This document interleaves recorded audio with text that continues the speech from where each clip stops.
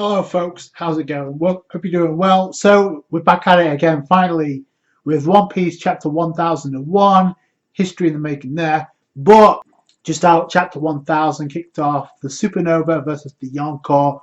This chapter was completely focused on that first round, and it kind of makes you wonder if there's actually going to be another Wano act. Because I have to say, as of right now, it looks like this is a finale fight, but there could be another Wano act. But the way this whole act has been handled, I don't believe so. But we'll have to wait and see.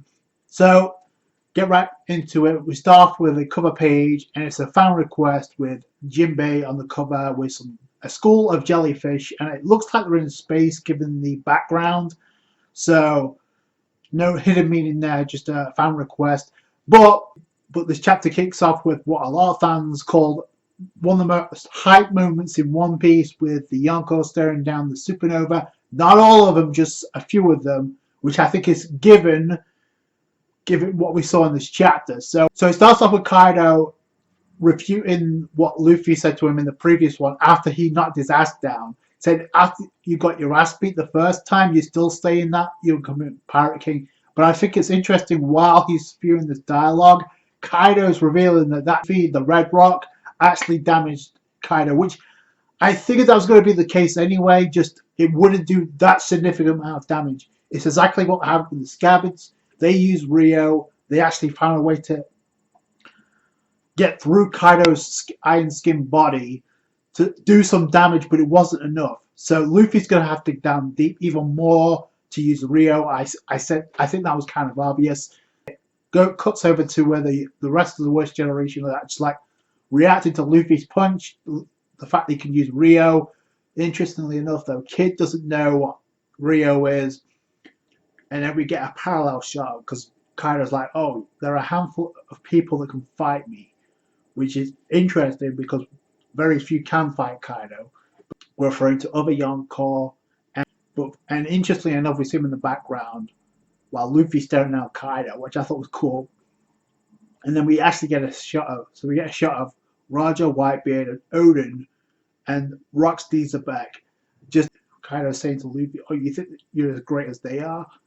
And Luffy doesn't have a response because Kaido immediately goes to the Fananda Bagua well, which he used before to one-shot Luffy. This time, it looks like it connects, but also Luffy's able to. Even Kaido acknowledges this because he's like, "Oh, this is gonna be a tougher fight now." So you're putting up a tougher fight. Good.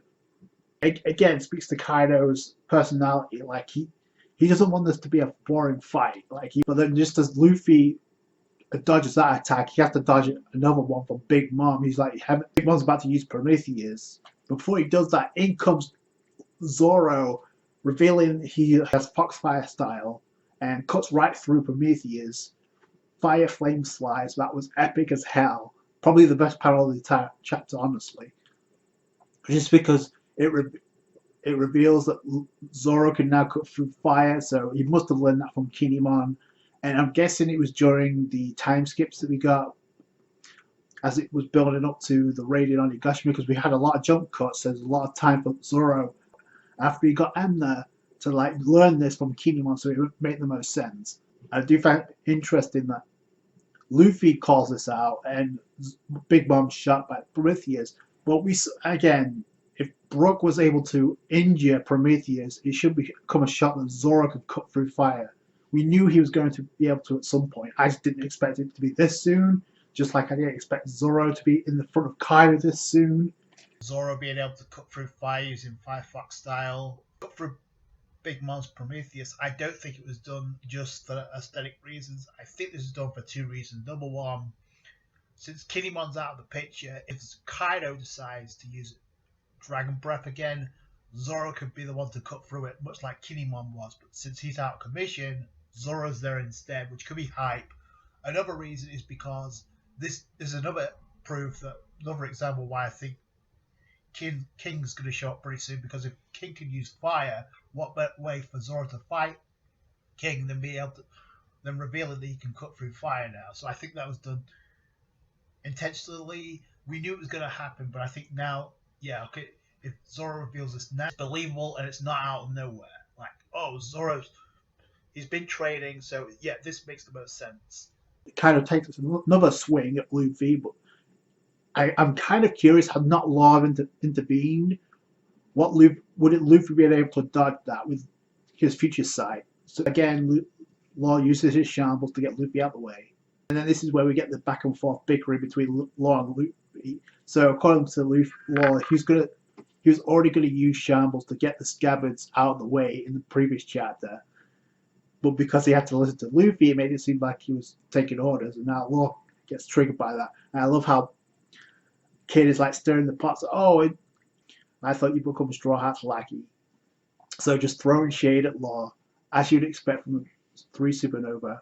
But it's funny as hell as the bickering back and forth. Big Mom is taking this opportunity to launch an attack and then not even acknowledging Prometheus. So Prometheus does something new. He spits fireballs, which I don't think we've ever seen before. So heavenly fireballs fire right at Kid, Law, and Luffy. It actually connects because Law, Luffy, and Kid can't stop bickering with one another. And their reaction is priceless because it's exactly the same reaction that Frankie Yusuf and Robin had when they learned that Kaido defeated Luffy and one-shotted him. So it's exactly the same facials. It's just 3 different characters, which I'm fine with. And as long as it's never Robin again, I'm good with that. And then Zoro just tips the moment off by saying, "What the hell are you guys doing?" But not even hesitating in front of 2 Yonko. He throws the bandana on and it's like, "Okay, we're game." So he's going in, charging for Kaido and Big Mom, and Killer goes in too, which is pretty cool.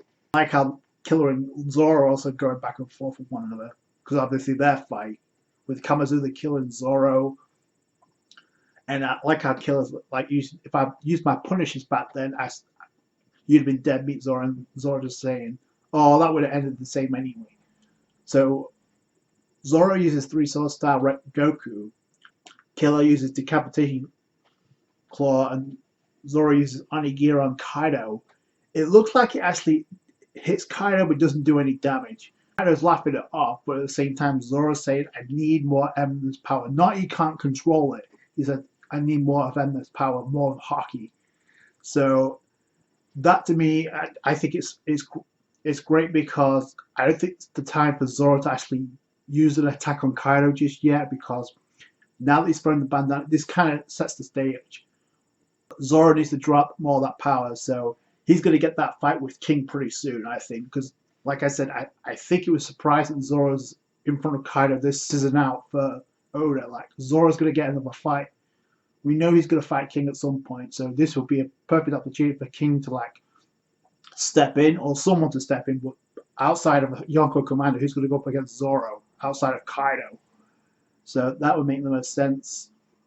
So it's a way of buying time, because Zoro's definitely going to have a role in the final attack. But I did find that moment was interesting because it's not that he can't damage Kaido yet, it's just he needs more power to do so with Emna.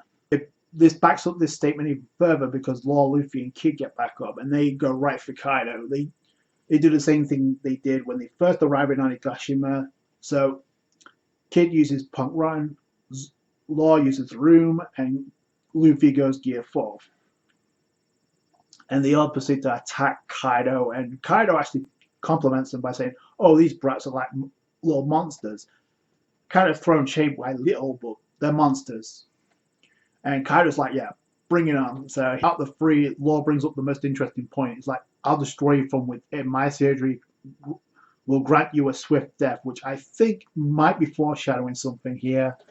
I do think it's going to be a combo attack that ends up finishing Kaido, but I think outside of Zoro and Luffy, Law has to play a role, because it would make the most sense, because if Law can attack him from inside and Luffy can do it with Rio, so that's 2 people who can do it. Zoro could probably do it as well once he utilizes Rio, because I think that's one of the reasons why he couldn't fully damage Kaido just yet.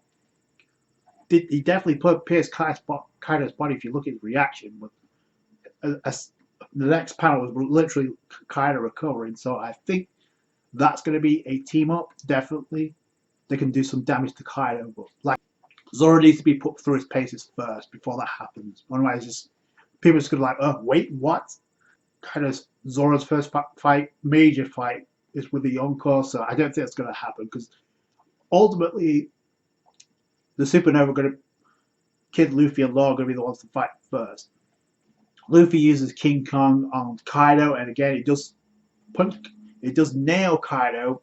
You have Kid uses Punk Vice, which is pretty cool. Remember, Kid was collecting that steel from making his way to the top, so he's like squashing Kaido in this huge ass, look like a metal mecha, honestly, but obviously it's not going to work. But then Law uses tact, which is the same thing he did in Punk Hazard with one of the marine ships that dropped it right, one of the Smoker's marine ships, dropped it right at the bottom, right into the ocean. So that's a cool callback. He's got an insane amount of rubble, and then just dropped it on Kaido, which is interesting though, because after he does that, you see a long distance shot of Big Mom, and then you see Kaido go to his dragon form again, and then Kaido just like, we know for a fact that his dragon form is not the strongest form, so he's like, it's a shame I have to kill you, but it can't be helped. Once you're dead, we'll take everything you have, your friends, your treasure, all of it will be ours, even the poneglyphs too. So there's still danger for Robin because they need the poneglyphs. She's the only one that can read them. The victor of the battle will take a massive step towards becoming the Pirate King, which we know. So that just coming from Kaido. And it ends with, once again, the Supernova staring down Big Mom and Kaido. It was a very focused chapter on the Supernova versus the Yonko, but at the same time, it felt like a very quick chapter, especially since there won't be a One Piece chapter next week. So again, that's just the way the new year works sometimes. I did find it interesting that Kaido just immediately after using his Oni form to defeat the Scabbers, now after this chapter decides to go back into his dragon form. So I think it's pretty obvious that pretty soon we're going to get the reveal of his hybrid form. I think it could be the strongest form. We don't really know. A couple of things I did find interesting was the fact that Kaido referenced Luffy and recognized him. Oh, you think you're better than these great pirates that came before? Like the ones who were capable of hurting me. Like Whitebeard, Kaido, Odin, and obviously Rocksteady the Zebek. So to me, is that implying we're going to get more insight into Rocksteady Zebek, what on the Rocks Valley incident? Because that's something that a lot of fans want to see. It's the only thing that could maybe get in the way between another Wano actor if we get a Kaido flashback to the present for Wano Act 4. Other than a world building intermission chapter, I can't really see what we got to like separate another act. There's a lot more that could happen here because again, this focus is pretty much primarily on the Supernova and the Yonko. Nowhere else does it focus on, so that's kind of interesting. This is a great way to start off the Supernova versus the Yonko. Zoro's interaction with Kaido is definitely the most interesting, considering it's very convenient that Zoro doesn't use enough of Ender's power yet to actually mortally wound Kaido, like we all speculated. So this is, again, I think this is Oda's way of finding a way for Zoro to get him into the picture without having to do too much just yet. And I think it's pretty obvious that King's going to show up soon. To get even crazy from here, so I can't wait to see what's next. Let me know what you guys think down below. I thought it was a great chapter. That's going to do it for today, guys. Thank you so much for watching. Like the review if you did. Hit that thumbs up. I appreciate that. Helps out the channel. Subscribe to the channel for One Piece. Catch you guys later. Thanks, guys. Bye.